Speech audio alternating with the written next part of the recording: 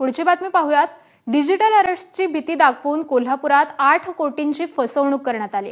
Reliance इंडस्ट्रीमधून निवृत्त दत्तात्रय पाडेकर यांची ही फसवणूक करण्यात आली आहे। फसवणूक करणाऱ्या टोळीने वरिष्ठ पोलीस अधिकारी विश्वास नांगरे पाटील यांच्या नावाचा गैरवापर केल्याचं कळतंय।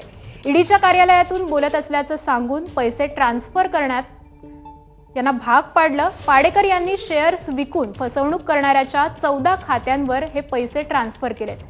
जुना राजवाडा पोलीस ठाण्यामध्ये या विरोधात गुन्हा दाखल करण्यात आलाय। आपले प्रतिनिधी विजय केसरकर सध्या आपल्यासोबत आहेत। विजय, अतिशय धक्कादायक अशी ही घटना आहे, नेमकं प्रकरण काय घडलंय? अगदी बरोबर आहे। महिन्याभरामध्ये कोल्हापुरात हे दुसऱ्यांदा खूप मोठं प्रकरण घडलेलं आहे। याच्या आधी 3.5 कोटी एका निवृत्त प्राध्यापिकेकडून लुटले होते आणि आता एका निवृत्त आधी जो इंडस्ट्रीमध्ये काम करत होता त्याच्याकडून जवळपास 8 कोटी रुपये आहेत ते लुटलेले आहेत आणि त्यामध्ये त्यांनी जवळपास हे 24 मे पासून 23 जून पर्यंत हे सगळा त्यांचा फोन चालू होता आणि पैसे ते ट्रान्सफर करायला भाग पाडले। दहशतवाद्यांना तुम्ही पैसे पाठवले आहेत आणि त्याचे पुरावे आपल्याकडे आहेत, या संदर्भातली बतावणी आहे ती केली।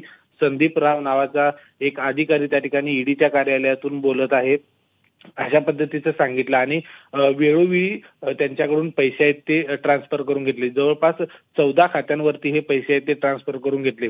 ज्यावेळी यांना दत्तात्रय पाडेकर यांना काही संशय आला त्यावेळी त्यांनी म्हटलं की तुम्ही माझी डिजिटल फसवणूक तर करत नाही ना, तर त्याच्यानंतर फोन कट केला आणि पुन्हा एकदा फोन करून विश्वास नांगरे पाटील जे वरिष्ठ पोलीस अधिकारी आहेत त्यांच्या नावाचा गैरवापर देखील या सगळ्या टोळीने केलेला आपल्याला पाहायला मिळत आहेत। यानंतर जे दत्तात्रय पाडेकर आहेत त्यांनी आपले जे शेअर्स आहेत ते विकून ही जी सगळी रक्कम आहे ती त्या फसवणूक करणाऱ्या टोळीच्या अकाउंटवरती ट्रान्सफर केली। जवळपास 14 खात्यांवरती ही रक्कम आहे ती ट्रान्सफर केली। या पाडेकरांची मुलं आहेत ती परदेशात नोकरीसाठी आहेत आणि ज्यावेळी हे सगळं लक्षात आलं की आपली फसवणूक होत आहे त्याच्यानंतर त्यांनी जुना राजवाडा पोलीस ठाण्यामध्ये या विरोधात तक्रार दिलेली आहे।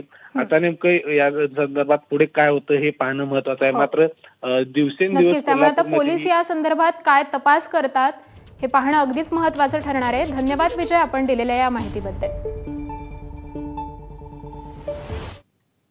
पुढची बातमी पाहूयात। छत्रपती संभाजीनगर शहरातील